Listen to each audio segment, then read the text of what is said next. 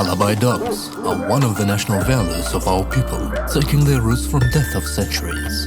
Today, the Turkmen Alabay is recognized as one of the most famous breeds in the world. Thus, the Turkmen Alabay became the champion in the Central Asian Shepherd Dog competition in 2 areas. This year, it was awarded the first prize for purebredness and beauty, as well as prize for intelligence and attentiveness.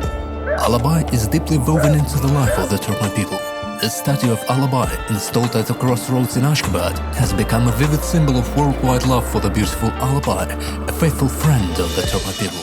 In Turkmenistan, every year the Alabay holiday is celebrated, within the framework of which competitions are organized with the aim of developing the best traditions of national dog breeding. In turn, this determines the comprehensive development of Alabay breeding, preservation of the purity of the breed, and its popularization throughout the world.